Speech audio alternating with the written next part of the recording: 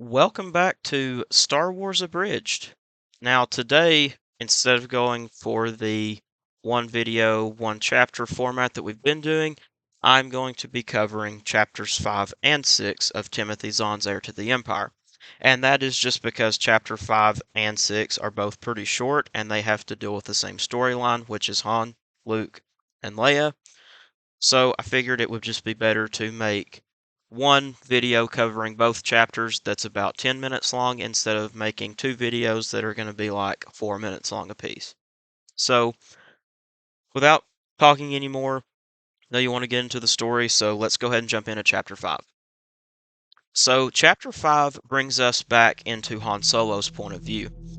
After just finishing his reports from his trip to the Mos Eisley Cantina, where he met with Dravis to discuss hiring smugglers to work for the New Republic, Han is confronted by Admiral Ackbar back on Coruscant. Ackbar is pretty upset with Han that the smugglers didn't agree to work for the New Republic, especially since the smugglers now know that the New Republic is in need of cargo ships and pilots. Ackbar also reminds Han that he thought this was a bad idea all along. Han gives Leia a look, who is also in the room, but she's not saying anything at the moment. Another alien man, whose name is Borsk Thalia, enters the room and suggests that the smugglers won't work for the New Republic because they don't trust Han and they don't trust the New Republic. It is then revealed that Thalia is a Bothan and that he and Ackbar do not like each other at all, and haven't for some time. That is because Admiral Ackbar feels that Thalia is too focused on moving higher up within the New Republic ranks. It is also revealed that Thalia's group of Bothans were the ones that discovered the location of the second Death Star in Return of the Jedi. If you'll remember in that movie, during the mission briefing before the Battle of Endor, Mon Mothma says, quote, "Many Bothans died to bring us this information." Well, we learn here that that was the group of Bothans that were led by Thalia. Thalia then tells Ackbar that the New Republic is wasting Han's talents by sending him out on contact missions that are already set up to fail. This upsets Han because he feels that the missions are useful, and Thalia's comment was a bit of a slap in the face to him. Han snapping at Thalia causes Leia to shoot Han a "don't make a scene" sort of look, but Han ignores her. He tells Thalia that he feels he's made good progress with the smugglers, and after they think things over, he's confident that they'll come around and help. Thalia begins to shoot back at Han, but the entire group is interrupted. It's Mon Mothma. Mon Mothma says that the smugglers are waiting for the law and principles of the Old Republic to come back into place, and she stresses to everyone in the room that they need to be focused on actually bringing the New Republic into existence and making everything feel official before they can gain the trust of some groups of people. This time, Han is the one to shoot a warning look at Leia, who agrees with him and doesn't say anything. Han then studies Mon Mothma's face, noticing just how much the stress of starting the New Republic has affected her. However, that hasn't stopped her from still being the strong leader that the New Republic needs, and she does her job well. Mon Mothma then thanks Han for his efforts and for submitting his report, and then she officially adjourns the meeting. As the meeting ends, Han quickly goes over to Leia and asks if she is ready to leave. She says yes, just as soon as she can give her things to Winter. Han then asks Leia how things were going before he got into the room, and she says that Ackbar and Thalia got into a verbal argument about the missing Aloman task force in the Abroa Sky system. Thalia even accused Ackbar of not being able to handle the position of Commander-in-Chief of the New Republic, which made Ackbar even more upset. As Leia is still talking, Mon Mothma asks if she can speak with her. Leia obliges, and then Mon Mothma asks her if she had spoken to Luke about traveling with her to the planet Bimasari, which is in the Kashyyyk region. Leia says yes and tells Mon Mothma that Luke will be going with her. This catches Han by surprise, and Leia can see that. She apologizes to her husband and tells him that she just hadn't had a chance to tell him about it. The Bims had just sent the message to her the day prior, asking if Luke could come too. However, Han isn't too upset about it, and he asks why the Bims needed Luke there, and Mon Mothma says that it is due to how much of a hero he is for his actions during the Battle of Endor. Han gives a bit of a sarcastic response back, and not because he is jealous of Luke or anything, but because he wants Leia to be able to take part in her Jedi studies instead of having to deal with political problems. Leia can sense Han's frustration, and she grabs his hand. She then tells Mon Mothma that they need to go so they can get their droids to put on the Millennium Falcon and ready to depart for Bimasari. As they turn away, Han says that Chewbacca already got the droids on board and ready to go, and Leia tells Han that she knows. Han understands that she said that to Mon Mothma as a way to get them out of the room. Leia then squeezes Han's hand again, and she assures him that everything will be alright. She tells him that with her, Han, Luke, Chewie, 3PO, and R2-D2 all being together again, it will be just like old times. Han, who, as we know, gets rather annoyed at 3PO pretty easily, just imagines the droid talking all day to aliens that speak foreign languages and trying to convince them to join the New Republic, and he sarcastically agrees with Leia that, yes, it will be just like old times. And with that, they head to the Falcon. So, starting into Chapter 6, we switch to Leia's point of view, and we start out with the Millennium Falcon touching down on the grounds of Bimasari.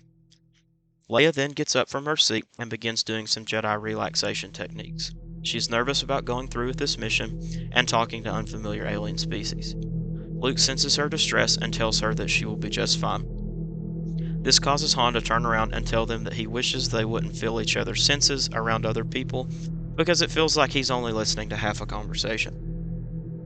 Luke apologizes, and he sees the BIMs coming toward the Falcon. He goes to prepare 3PO so the protocol droid can translate. As Han and Leia prepare to leave the Falcon, Chewie elects to stay on board with R2, and they both can work on the stabilizers. For safety, Han attaches a comlink to his collar and makes sure that Chewie has one too. Leia assures Han that the BIMs are very friendly and peaceful people, but Han isn't totally convinced. He wants to err on the side of caution. Han and Leia walk to the Falcon's hatch to meet Luke and 3PO. They exit the ship and meet the BIMs, who are described as yellow-clad and half-furred.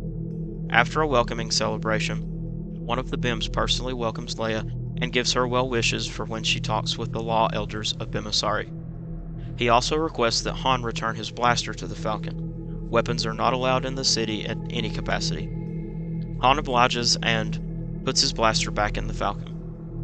As the group begins walking away from the Falcon and toward the city, Leia asks Luke about his lightsaber, which he still has with him. He tells her that the BIMs may just think it is part of the Jedi attire, and the whole group agrees that it is probably for the better that he is able to keep it.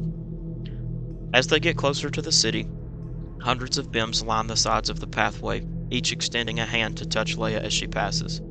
It is revealed by one of the BIMs that they are heading for a building called the Tower of Law, place where the Planetary Council resides, and just beside it is another structure, the home of Bimasari's marketplace. Han makes a pretty funny, sarcastic comment about how he always likes to visit the marketplaces, maybe they can pick up a souvenir, and the group then enters the Tower of Law. Before they enter the room where the negotiations will take place, one of the BIMs reveals that the chief negotiator is sick and that the negotiations won't be able to take place at the moment.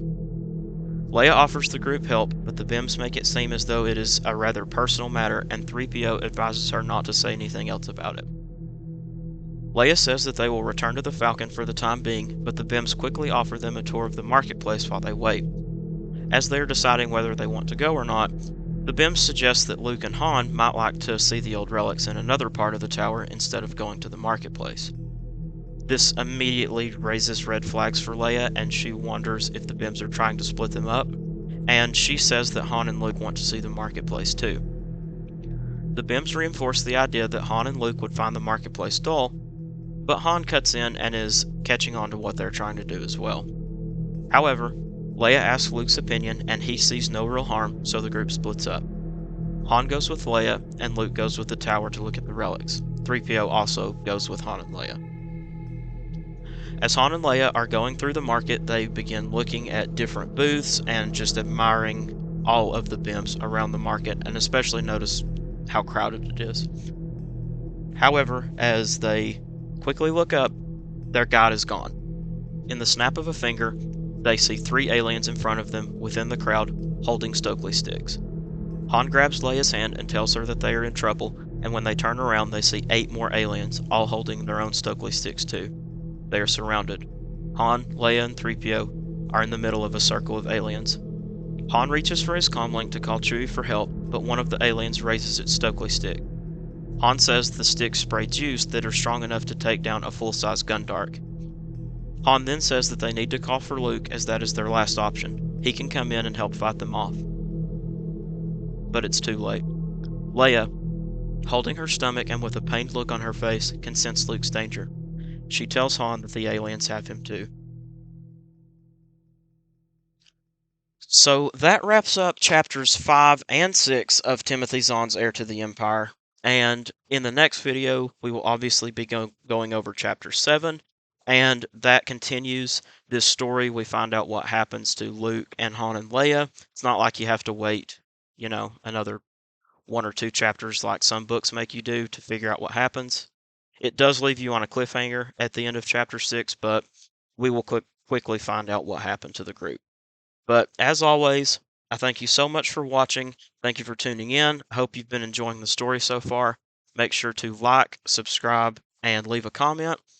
If there's any Star Wars books that you'd be interested in hearing an abridged version of, like we're doing with Heir to the Empire, just tell me, and maybe we can get into it. But as always, thank you for watching. Hope you have a wonderful day, and may the Force be with you.